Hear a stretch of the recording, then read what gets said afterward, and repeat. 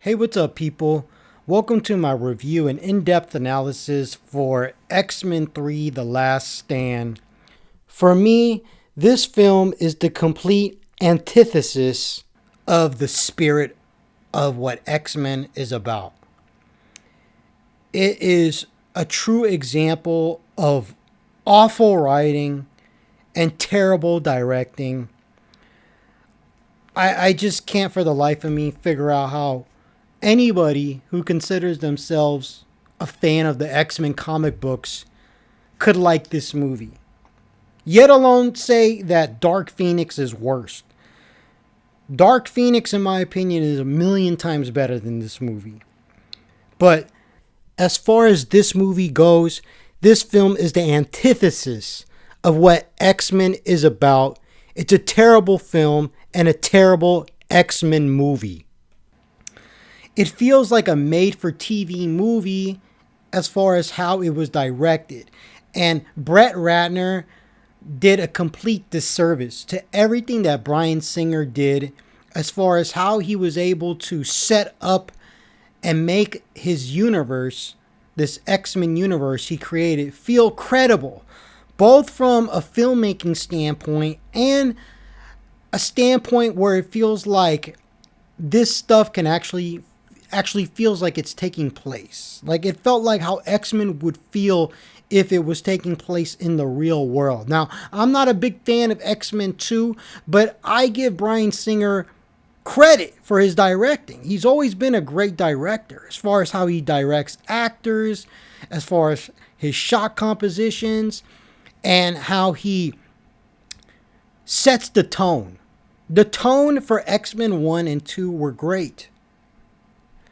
And I'm saying this as someone who's not a fan of X-Men 2. Basically what I'm trying to say is I acknowledge what Bryan Singer brought as far as making the world feel credible.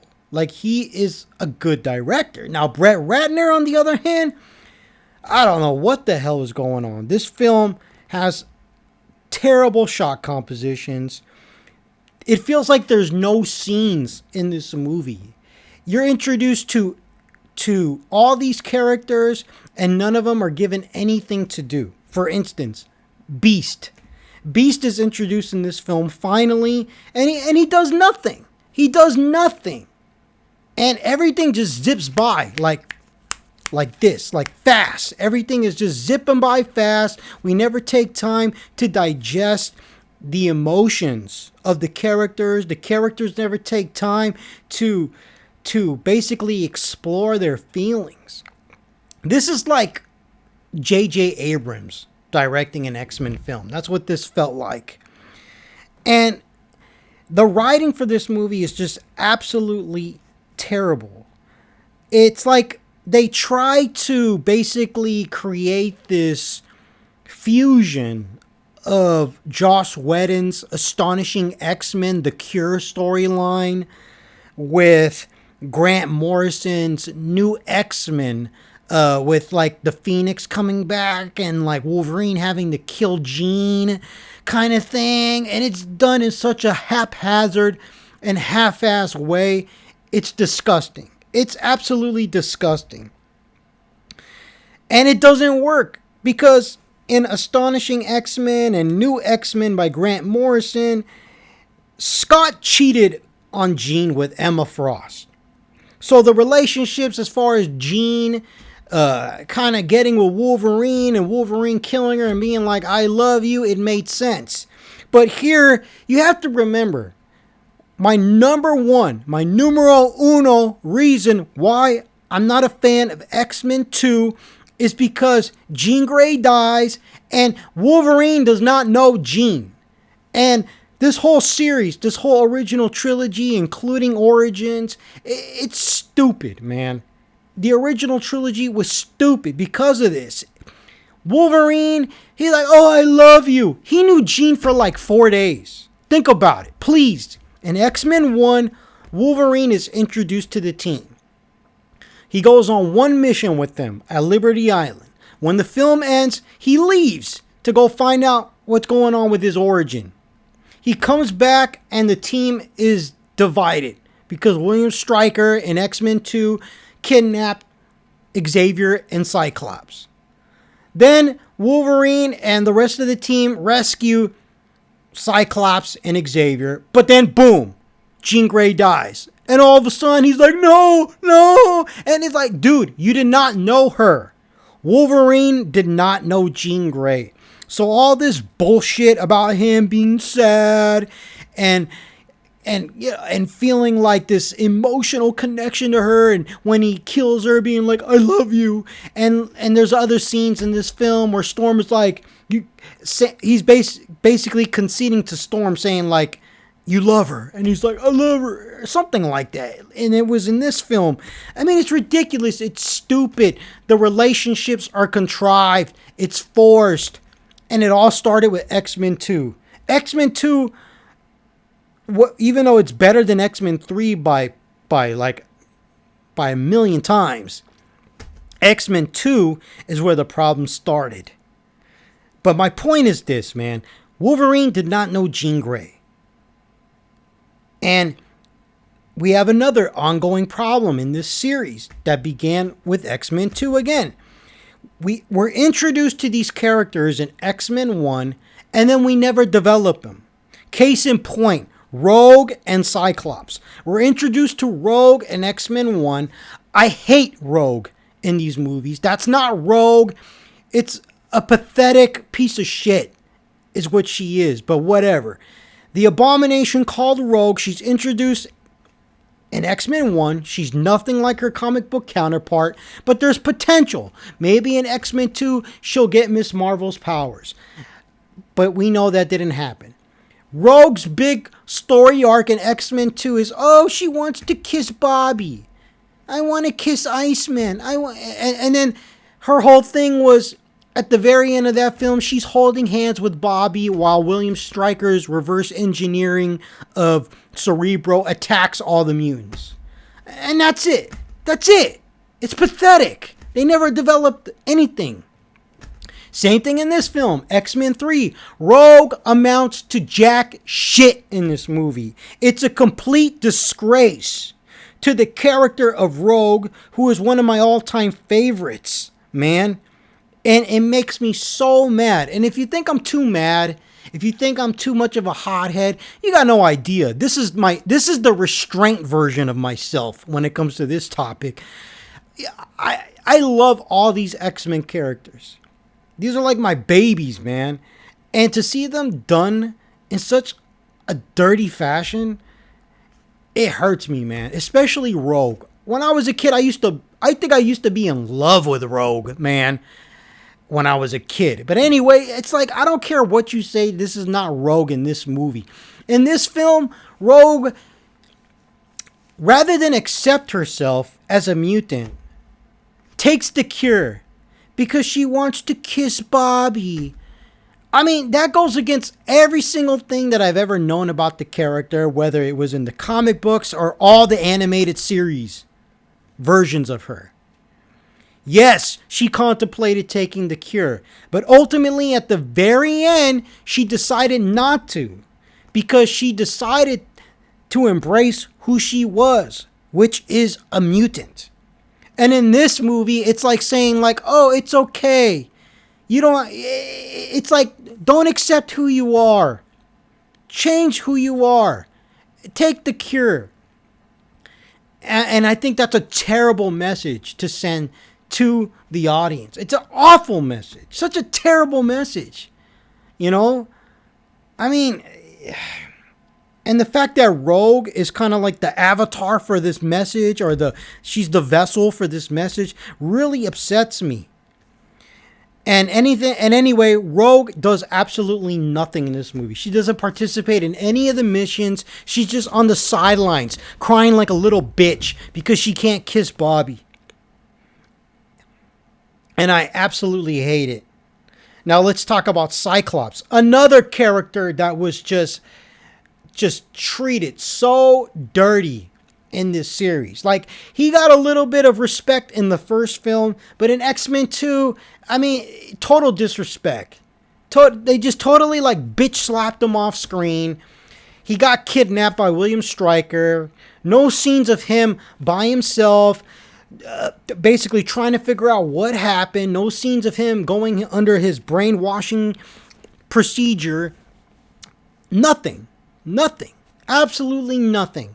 And in this film, it is worse. And to me, Cyclops, he embodies the heart and soul of X-Men. He's the leader of the team, god damn it. Shit. And I just can't believe that there's quote-unquote fans out there that are perfectly fine with how Cyclops is treated in this movie. It's complete insanity to me. I and you know, they try to write this film like, oh, Jean killed the man that she loves because she can't control the Phoenix within her. Like, they try to be shocking. But if you know anything about the production for this film, you know that decision to kill Cyclops off screen, or to have Jean kill Cyclops, it wasn't a story decision. As far as, like, it was inspired from some creative decision, some novel creative decision by the writing team. No, it was done out of pure Hollywood politics. The actor that plays Cyclops wanted to be in Superman Returns, which was directed by Bryan Singer. So Bryan Singer decided not to direct X-Men 3. He went to direct Superman Returns. And he took the actor that played Cyclops with him.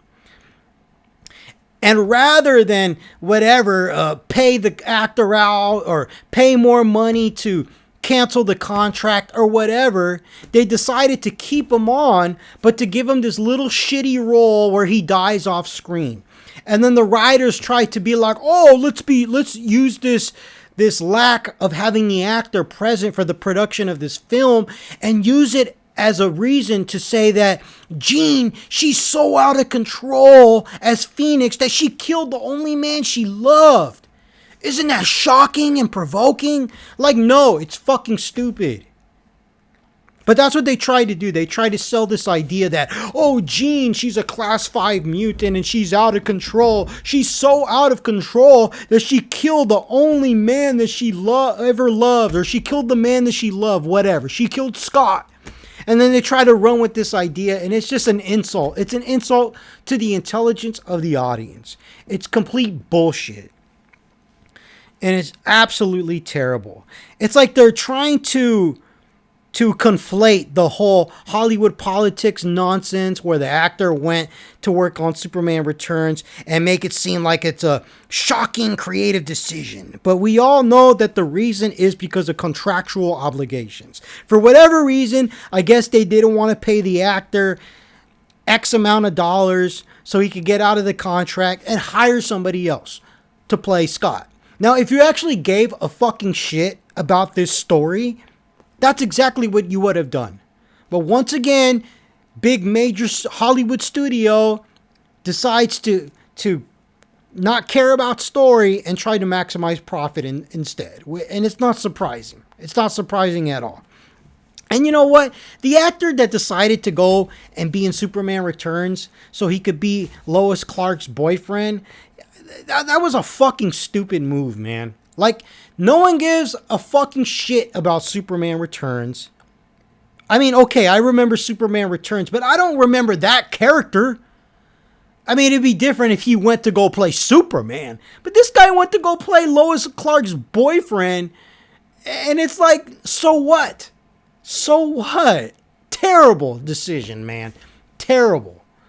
Terrible. I mean, we can only imagine what would have happened if the actor that played Cyclops hadn't done that and been available to be in this film. I mean, don't get your hopes up. I'm pretty sure you would have gotten shitted on and they would have made it the Wolverine show nonetheless, but still, I can always ponder. So, because of those reasons, this story was completely compromised from the very beginning. The X-Men were destroyed before they were even together. And again, I'm going to single out X-Men 2. Yes, this film is infinitely worse, but X-Men 2 began it. That's when we went off course. Now, Cyclops, I just can't get over this man. He's a pathetic loser that can't get over the death of Jean. And he's just a pathetic loser that mopes around. He's in the movie for 2 minutes and gets killed off screen. And they try to convey to the audience that, oh, he's a changed man. He took Jean's death so hard. Like, yeah, okay, Patrick Stewart. Yeah, right. We know that. We know the real reason is because he's working on Superman Returns. It has nothing to do with fucking him being a changed man and took Jean's death so hard. It's like, dude, shut up. And another thing about this movie that I absolutely hate is just this interpretation of Iceman. And I hated it in X-Men 2. Iceman is not Iceman in this movie. And this goes for so many characters in this goddamn trilogy. Iceman is not Iceman. Iceman's classic character trait is that he's a smartass. But here he's just like this teeny bopper, good-looking young guy that's looking for a girlfriend. And then they try to have this love triangle with Rogue and Kitty Pryde, and that this is going to inspire Rogue to take the cure. So that's the whole fucking thing. That's the character arcs that are given to these characters. Kitty Pryde, Rogue, and Iceman. That's it. Oh, I want a kiss. Oh, I want a girlfriend. Oh, I want a boyfriend. Okay, I'll take the cure. It's so lame and cringeworthy. I mean, my God. And you know what? Ellen Page, she did a good job as Kitty Pryde. I think that she would have been perfect as Kitty Pryde if they introduced her earlier in the series, because when this film came out, she was riding high off the success of Juno. And she was great as Kitty Pryde for as far as with the little material they gave her. Same thing with Kelsey Grammer as Beast. Wasted. Completely wasted in this film. There are only 2 or 3 good things in this film. One of them is Kelsey Grammer as Beast. That has to be an example of some of the most impeccable casting I've ever seen. He was outstanding as Beast and a million times better than the other actor that plays him in the prequels. X-Men First Class, Apocalypse, etc., etc. Infinitely better. And he was wasted. Beast does absolutely nothing in this movie. And it fucking pisses me off, man. What did he do in this movie? He's just basically just communicating to the characters information. That's it. Nothing. We don't know anything personal about him. We don't know how he feels about anything. And as far as action, this movie sucks. Like, you can't even enjoy this fucking movie as an action movie. You can't enjoy it as an action movie because the action is so it's like nothing. It's lackluster. There's absolutely no memorable scenes other than a bunch of CGI bullshit at the end of this film where they go to Alcatraz Island in San Francisco. But even then, it's not memorable. It's just all CGI crap. And Beast was wasted. I mean, really think about it. You have very little action sequences in this film. The scene where we go to Jean Grey's parents' home. Where are the X-Men? And I'm going to come back to that. But where are the X-Men? The only people that show up are Storm, Wolverine, and Patrick Stewart. Why isn't Beast there? Why isn't Kitty Pryde there? Why aren't they there? You know, I really feel like Kelsey Grammer should have been there. Beast should have been there. He was wasted. He was wasted. I would have much rather had more screen time with Beast Then this whole bullshit. Iceman is in a love triangle with Rogue. Oh, let's go ice skating. Bullshit. I mean, that was just one of the most random, useless scenes ever. When Iceman takes Kitty Pryde ice skating. I'm like, what the fuck is this? Oh, I see. The whole point is so Rogue can see them ice skating, looking out the window, and feel jealous and take the cure. Oh man, how prolific. And you get all these new mutants. So there's tons of new mutants in this movie. And they don't do absolutely anything. Nothing. They're just there to use their powers. And I had the same complaints for X-Men 2. Like, for instance, Colossus. He has like one line in this movie. And it's fucking pathetic. None of these characters do anything. And you want to hear something really funny? Psylocke is in this movie. Did you know that? Did you know that?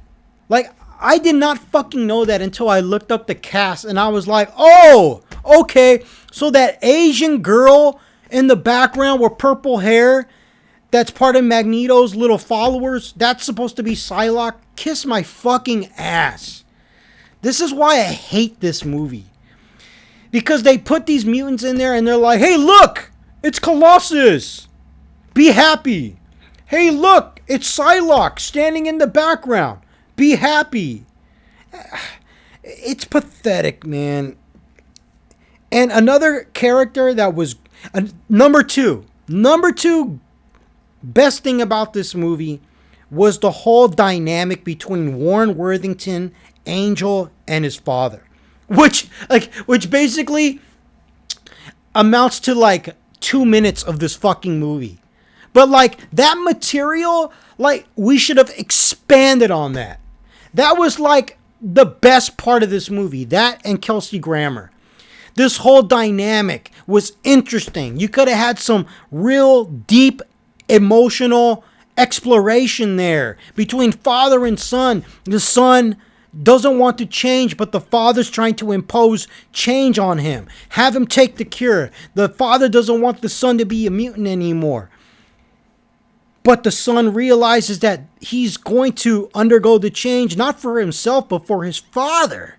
And decides not to. Man, we could have really expanded on that. We could have gotten scenes. We could have gotten scenes between Warren Worthington and his father. In-depth exploration of this relationship. But instead, it's just like, 30-second clip here. 1 second clip there. Oh, what a coincidence. The son shows up at the very end to save his dad. Like, oh, wow. What a coincidence. And then, again, Angel never joins the X-Men in an official capacity. Same thing with Nightcrawler in X-Men 2. He never joined the X-Men in an official capacity. And where the fuck is Nightcrawler in this film? Oh, he's gone. It's like the X-Men suck in these movies, man. God damn it. You know why? Because they're not X-Men. It's the Wolverine show and his little teeny boppers that tag along with him.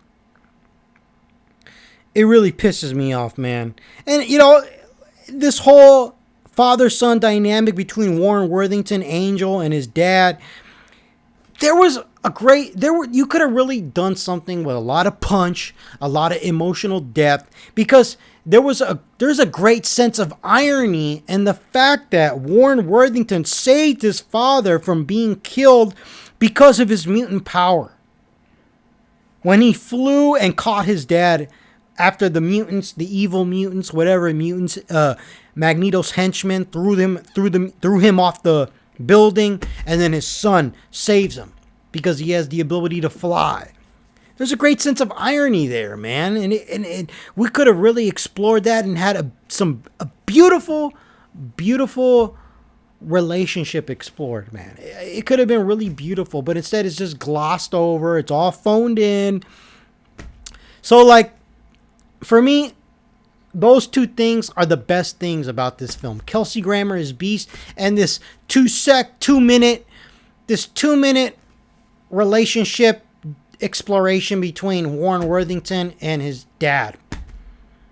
Other than that, the rest of the movie sucks. I mean, sure, Rebecca Romijn as Mystique is outstanding as usual. She's a million times better than Jennifer Lawrence's Mystique.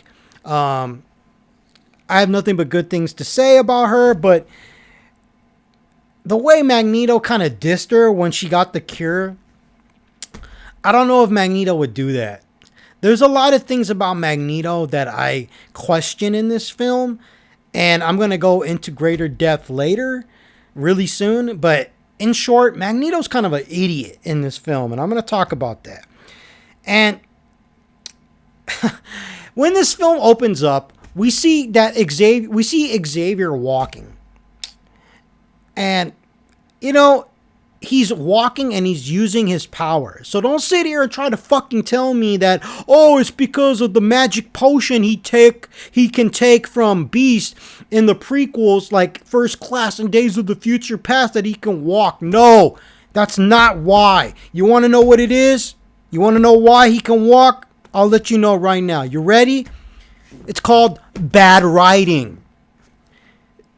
This series is the prime example. I can't think of another franchise that has so many continuity errors and nobody gives a shit.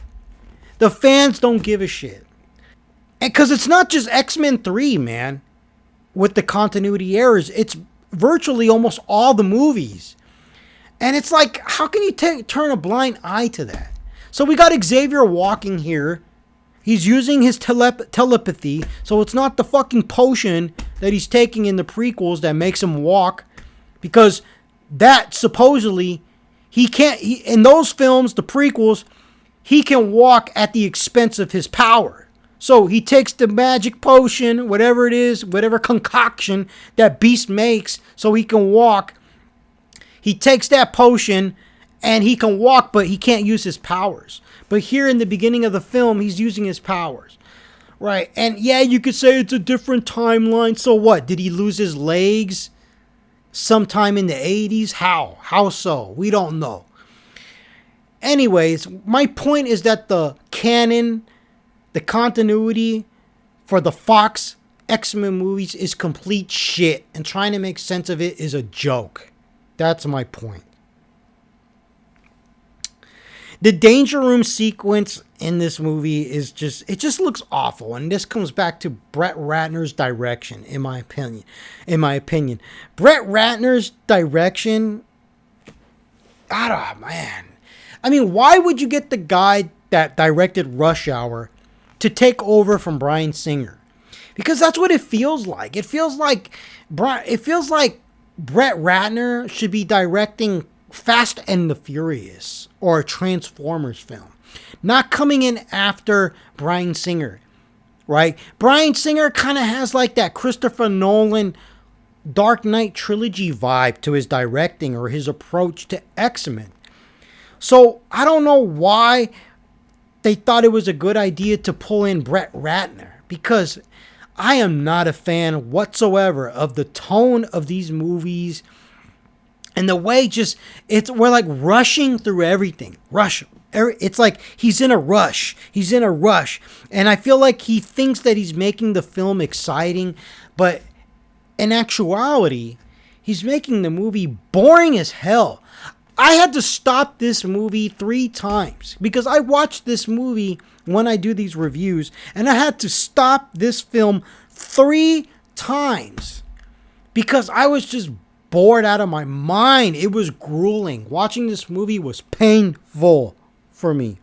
Not only because it was boring, because of seeing the terrible characterizations of these X-Men. Wolverine looks absolutely ridiculous in this film. And I really think they didn't start getting Wolverine's look down until maybe The Wolverine by James Mangold. He was a little better in Origins, even though that's a bad movie.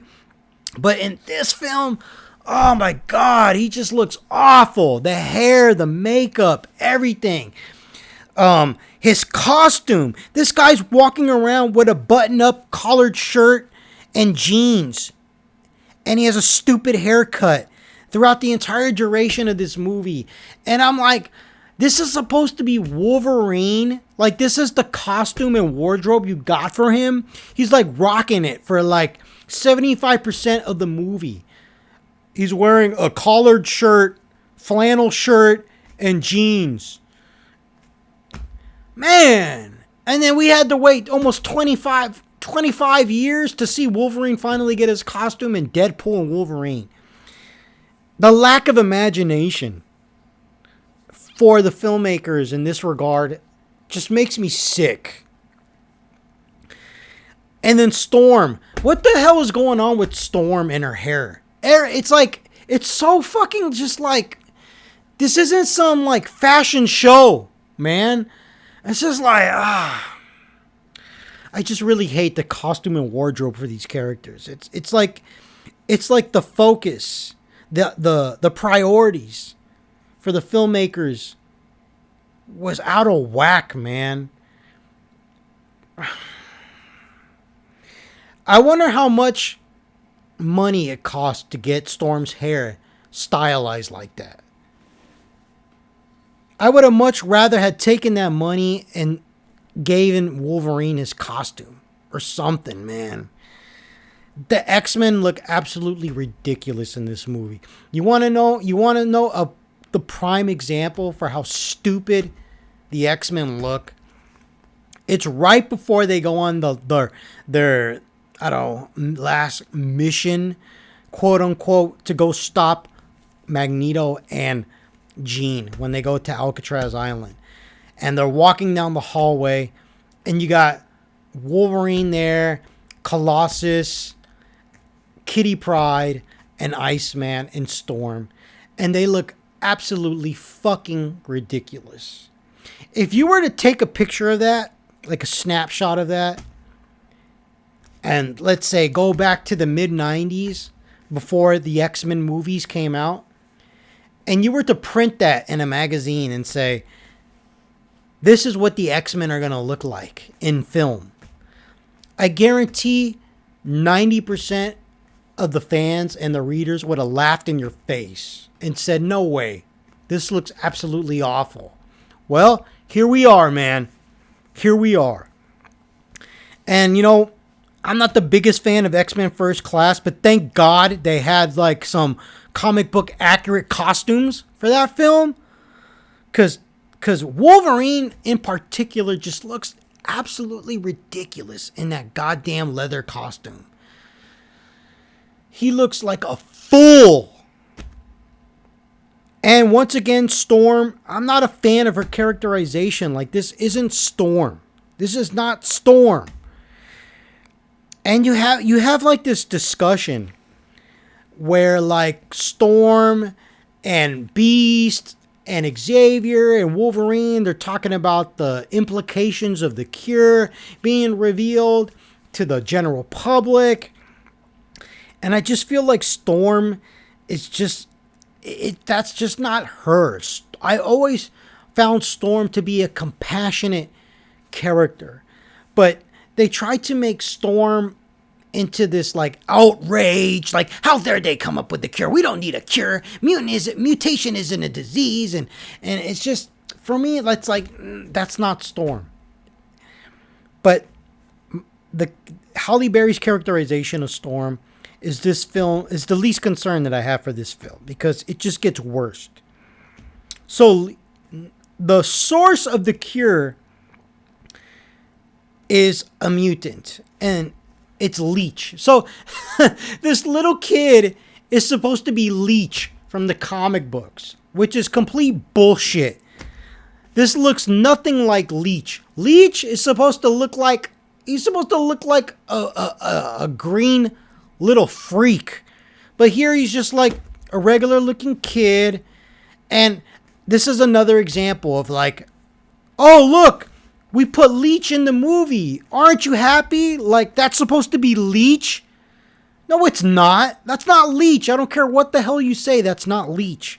Same thing with Psylocke. Like, oh, look, Psylocke. It's an Asian woman with purple hair standing in the background. Aren't you happy? We put Psylocke in the movie. Such a disgrace, man. And then, like, again, they need to call, instead of calling this like Magneto and the evil mutants, they should call it Magneto and the generic mutants. These mutants that follow Magneto around in this movie with the tattoos on their faces are so fucking lame. Oh, you got the porcupine mutants. So what the hell? It's like you got this porcupine dude as one of Magneto's followers, and then you got this other mutant that's kind of like Caliban. She's like this Puerto Rican mutant that's like a combination of Quicksilver and Caliban. She could sense other mutants. And I'm like, why not just put Quicksilver there? Oh, man. And you know, the only reason why they gave the ability to sense other mutants to this generic mutant chick is so that she could find Jean. It's a plot device, in other words, and it's lame. Another thing that I disliked strongly about this film was how the Phoenix is not this cosmic force. Instead, it's this alter ego in Jean that developed because Xavier repressed away some memories. And then again, this makes me question why so many people think this film is better than Dark Phoenix. Dark Phoenix, at the very least, had that comic book accurate aspect of the story. The X-Men went to space to rescue the space shuttle. And during that, Jean absorbed the cosmic force of the Phoenix. But here it's just like an alter ego, because Xavier locked away the Phoenix persona in her mind, and now it wants to come out. It's bullshit. And then now here, more examples of mutants that are just there to be there. So we got Psylocke, she's just there to be there. We got Colossus, he's just there to stand around. Porcupine dude. And now we have Multiple Man. So Multiple Man, he has like, it's just so fucking stupid. So he gets liberated by Magneto when he's trying to free Mystique, and Multiple Man's there, and then there's just like no conversation. He's just like, hey, want to be evil with me? And then Multiple Man's like, sure, I'm in. That's it? Like, it's complete bullshit. It's like this film is written like a terrible cartoon. Like a poorly written cartoon. And it's an insult to cartoons, man. Me saying that. Because because every single adaptation of the X-Men in animated form is better than this movie. So Mystique is a victim to the weaponization of the Cure. And you know what? That is probably like the only aspect as far as the writing in this film that was interesting outside of the whole father-son dynamic going on between Angel and his father. That was interesting. My interest lasted about maybe 5 seconds when Mystique got the Cure. But then Magneto abandons her, and then to seek revenge, I guess, against Magneto, she snitched out Magneto to the authorities. And then the President of the United States has that line where he says, hell hath no fury like a woman scorn. So then that's it for Mystique. That basically was her whole arc in this film. Again, Rebecca Romijn plays her impeccably. Absolutely love her. Another mutant that was wasted was Juggernaut. Fucking Juggernaut is a fucking pathetic cartoon in this film. The fact that he says that meme or whatever, I'm the Juggernaut, bitch. Don't you know who I am? Oh my God, man. What a waste of a monumental and highly important character for this franchise. What a waste. It's absolutely maddening to me. Juggernaut is Professor Xavier's stepbrother. And I've always wanted to see the backstory to Xavier and Juggernaut executed on the big screen because it is so powerful. So Juggernaut used to bully Xavier. He used to pick on him. He used to bully the shit out of Professor X. And Juggernaut's father only married Professor X's mother for her money. And then Professor X's mother dies. And then Juggernaut's father becomes the sole guardian of Xavier, which creates a lot of trauma, childhood trauma for Xavier. There's a lot of emotionally powerful stuff there that could have been explored, but instead the filmmakers, the fucking morons that they are, decided to turn Juggernaut into this cartoon, and that was it, man. Ha ha ha. That's so funny. I'm the Juggernaut, bitch. Don't you know who I am? Ha ha ha. I'm laughing my ass off. No, I'm not. I'm being sarcastic. What a waste, man. What a waste. And because of that, they couldn't use Juggernaut for Professor Xavier's backstory in X-Men First Class, which I have a big problem with. But I'll talk about that for when I review that movie. So we see that when another thing that I really don't like about this interpretation of the Phoenix is that, okay, so we get this passionate kissing between Jean and Wolverine like it's some kind of requited long lost love between Jean and Wolverine, but it turns out that she's possessed by the Dark Phoenix. So, I mean, it's like, oh, so I guess the Phoenix makes Jean really horny. And that's what's going on here. And I just thought it was really inappropriate and lame. And I'm not even trying to be funny when I say that. But it's like I'm watching this and it's like, oh, I want you now. And then she's using her telepathic powers to remove Wolverine's pants. And I'm like, what the fuck is this? What is this? Oh my God, man. It's painful. This is painful for me to watch, man. Even to revisit conducting this review. It's so disrespectful to Cyclops' character. It's lame. And again, it's like I said, well, I guess the Phoenix makes you horny. That's what's going on here, man. It's quite pathetic. So after this scene in the laboratory at the X Mansion, Jean takes off, and then Wolverine, Xavier, and Storm go to the Jean Grey family home to confront her or get her back. And Magneto is there as well with his generic mutant followers. And just as I previously stated, I'm asking myself, where is Beast? Why is he not here? Why is he not part of this team effort to go and rescue Jean? It makes no sense that he's not there. It's alluded to in this film that he was one of the original members of the X-Men. So what is he doing? Sitting in the Oval Office with his thumb up his ass? It really sucks. Because Storm and Wolverine, they're not interesting in this movie at all.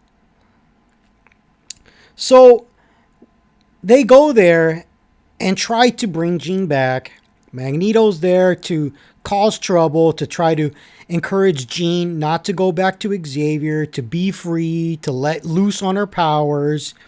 And ultimately what ends up happening is Jean ends up killing Professor X. And this leads me to talk about another stupid fucking thing that this movie is just, it's just so absurd. This whole notion, a long lost twin brother that's in a coma, and that Jean Grey kills Xavier, and then in the after credit scene, it's revealed that Professor X transferred his consciousness to his long lost twin brother that's in a coma, and that's who you see in Days of the Future Past. You cannot get any more fucking stupid than that. The fact that fans of this franchise can just accept that, I just feel like I'm living in Bizarro world. I mean, can you really digest that? Like, really think about that. Professor X had a long lost twin brother in a coma. He dies in this movie by Jean Grey. Jean Grey kills him. And then in the after credits scene, it's revealed that Xavier transferred his consciousness into a long lost twin brother that was in a coma. Then he pops up in Days of the Future Past. No questions asked, no discussions, no exposition as to what the fuck is going on, how was this possible, anything. And then that's it. The audience claps and they love Days of the Future Past. I mean, I can enjoy Days of the Future Past if I ignore X-Men 3's existence, but for me to sit here and say that, oh yeah, that person that was in a coma in that little video segment that Xavier was watching with the students as he was teaching class with Moira McTaggart, that was Xavier's twin brother who was in a coma. I mean, this is a level of stupidity that is unprecedented. This is worse than anything in The Rise of Skywalker, the Obi-Wan Kenobi show. I mean, I haven't seen anything this stupid in a franchise ever. This is worse than Highlander 2, The Quickening. This is awful. And another stupid thing is you have Moira McTaggart in this film who actually has a Scottish accent like she's supposed to, like she does in the comic series. But in the prequel films, she's an FBI agent that's American. Or I'm sorry, a CIA agent that's American. Explain it away. Explain it away to me. No, you can't. Why? Because it's bad writing. This series has terrible continuity. They don't care about the audience. It's an insult to the entire audience. They think you are too stupid to care or to notice. Absolutely ridiculous, man. So yeah, Jean kills Professor X. I could care less. You know, it's not shocking. It's just a bunch of bullshit. And here we go again with this whole conflating the whole Hollywood politics as to why Cyclops can't really be in this movie with this. Oh, it was a creative decision to create shock when Xavier says, you killed the man you love because you couldn't control your power. Nothing but a crock of shit. Total bullshit. We know why you killed Scott.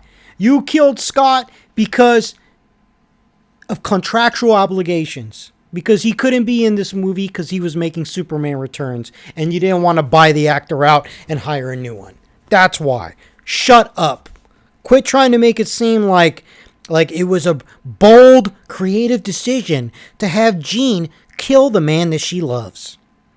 Now, this brings us to discuss Magneto. Magneto is a complete and utter idiot in this movie. Like, ask yourself, what is his plan? Magneto wants to stop Leech or wants to stop the cure from being weaponized or from being in existence, whatever. So what does he have to do? He has to take out Leech, the kid that's the source of the mutant cure. Okay, so tell me how in the fuck is Jean going to help Magneto achieve that goal? The answer is she's not. She can't be controlled. She's out of control. Yet the film alludes that she's somehow integral to Magneto's plan. Like, no, dude, you don't even need those generic mutants to go to Alcatraz Island and rip the fucking place apart. There's plenty of metal. Just rip the fucking place apart, annihilate all those humans, trying to shoot him with the weaponized cure and kill Leech. You don't need Phoenix. But they try to make it seem like, oh, Magneto needs Phoenix in order to achieve his plan. Like, no, he doesn't. He doesn't. And that's another problem with this movie. They bit off more than they could chew. They tried to do the Cure storyline by Josh Whedon from Astonishing X-Men, and then they tried to do this Dark Phoenix abomination. And it was like, no, you should have just focused on one or the other. None of this Cure bullshit, or do the Cure but not Phoenix. I mean, that's what they really should have done. They should have never killed off Jean Grey in the second movie of the franchise. We didn't even get to know her. Wolverine didn't get to know her. If you were going to kill her off in the fourth movie, the fifth movie. Let us get to know the characters. Let the X-Men be together for a while. So dumb. So yeah, Magneto's plan is moronic. He's trying to use Jean to kill Leech, to get rid of the cure. and then ultimately, when he realizes he can't control Jean, like a fucking dumbass, he's there like, what have I done? Like, how did he think he was going to control her? No explanation. No conversation. He was just going to be like, come with me, my dear. Don't let Xavier try to control you. You don't need to be controlled. You need to be free. Okay, now do what I say and help me destroy the cure. Like, obviously, she's not going to do whatever you say. She's out of control. She just killed your friend, your arch nemesis / good friend, Xavier, who was like a father to her. So what the fuck makes you think that she's going to listen to you, Magneto, you idiot?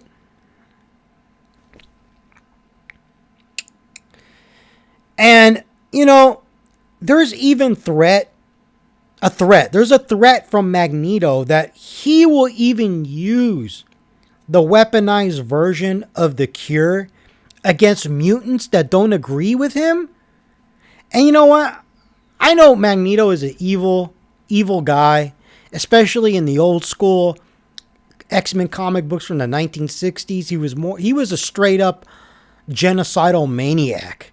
There was no gray area. It wasn't until like Chris Claremont days when they started making him more of an anti-hero and things like that. But, you know, for Magneto to say that he's going to use the cure against mutants, to me, that's out of character. I don't think Magneto would ever say that.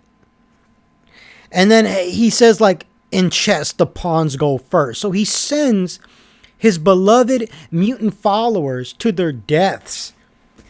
And he says, the pawns go first. Again, I don't think Magneto would ever say that. He may let the mutants that aren't in leadership or as powerful as him and Jean and Pyro go first. And he may say something along the lines like, these are noble soldiers dying for the cause. They will be long remembered for their sacrifice. But for him to say the pawns go first, I'm sorry, I don't think Magneto would ever say that regarding a fellow mutant. Yeah, to me that was preposterous. And you know what? If you really pay attention, like really think about Jean Grey and her contributions to this abomination of a movie for the last third act or last half of this movie, and she does absolutely nothing except stand around. That's all she does. She just stands around for the rest of the fucking movie. She does absolutely nothing until literally Magneto gets shot with the cure. Then she starts acting like a maniac. But as far as like, oh, Magneto and his generic mutant followers in the forest camping, she just stands there. When they attack Alcatraz and tear the Golden Gate Bridge in half to build a bridge to Alcatraz, and then the initial battle begins. Dude, I totally forgot she even existed. Like, she's just like standing there like, do you know what time it is? Okay. I'm just gonna admire the view of San Francisco. Well, I mean, what is she doing? This movie's so stupid. It's hurting my brain. Now, again, like I said, this whole love triangle between Iceman, Kitty Pryde, and Rogue is pointless nonsense. Bobby wants to screw Kitty Pryde now all of a sudden. We never even knew Kitty Pryde. They just pulled her out of their asses for this movie. I don't know why. Rogue doesn't amount to anything. She sees them ice skating and holding hands, and now she wants the cure. That's like the epitome of Rogue's contributions in this X-Men trilogy. To basically not accept herself and take the cure. Ellen Page, like I said, is decent as Kitty Pryde, but she's wasted just like Kelsey Grammer was on Beast. And then Storm, like I previously stated, ask Wolverine, why can't you just let her go? Why can't you just let Jean go? Because Wolverine wants to go to where Magneto is and try to find Jean. And then he says, she alludes, because you love her. And he's like, yes, I love her. Or he agrees or whatever. And it's so fucking dumb. Wolverine cannot possibly love Jean because he did not know her. And then this whole like Bobby versus Pyro thing is so fucking lame, considering when you compare their comic book counterparts. Iceman doesn't ice up. And I don't give a shit if he ices up for the last 2 seconds of his screen time in this movie. I don't care. He needs to be iced up in his iced up form for like 80% of the movie. That's Iceman, man. Not this Justin Bieber teeny bopper bullshit. And then Pyro, never liked this version of Pyro. Once again, we got another character that is nothing like their comic book. Pyro is not from Australia. You know, X-Men is supposed to be this multinational, diverse team.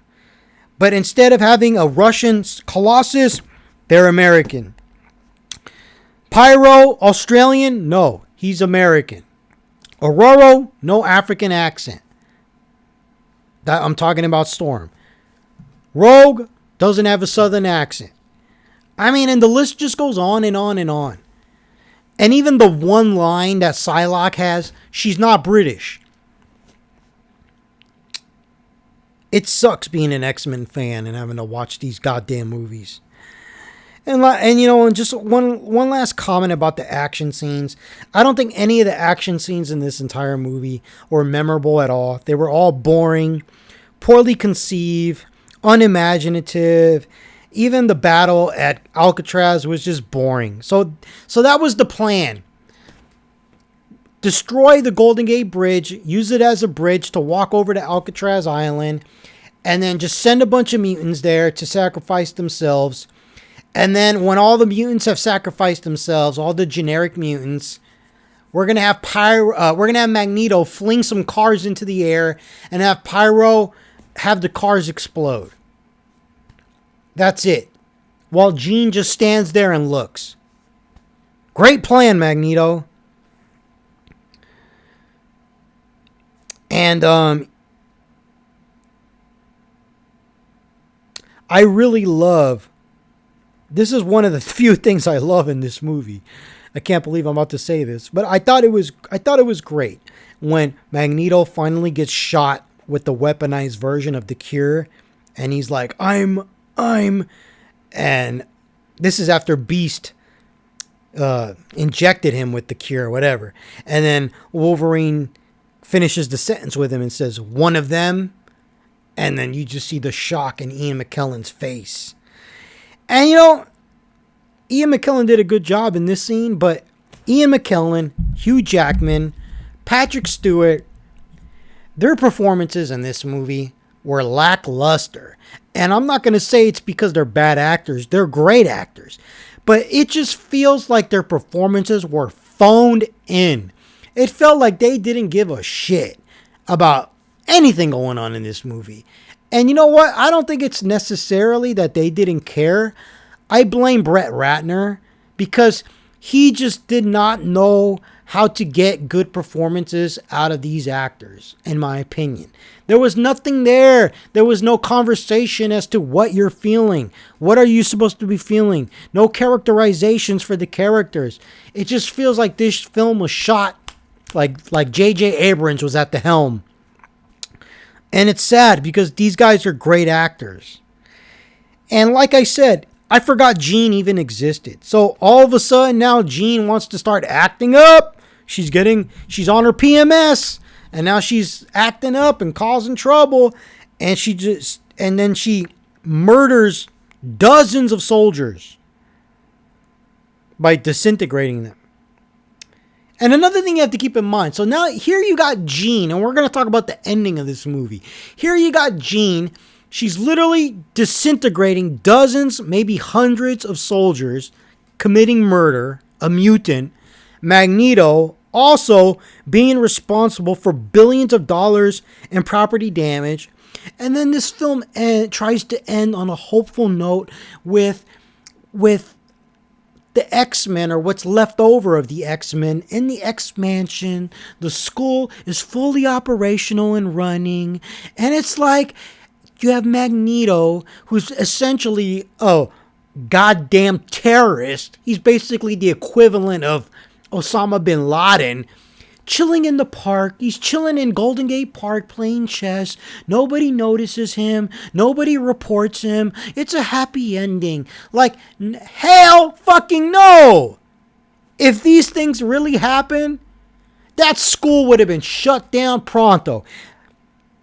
The United States government would have investigated, found out that Jean Grey was a student of Xavier's school. We're going to send the military there. We're going to send the National Guard, the army there, and we're going to neutralize all those mutants because Jean Grey, a student of Xavier, came from that school, and she is responsible for the deaths of hundreds or dozens of soldiers, and Magneto responsible for trillions of dollars in property damage. We're going to treat Xavier's school like a terrorist stronghold.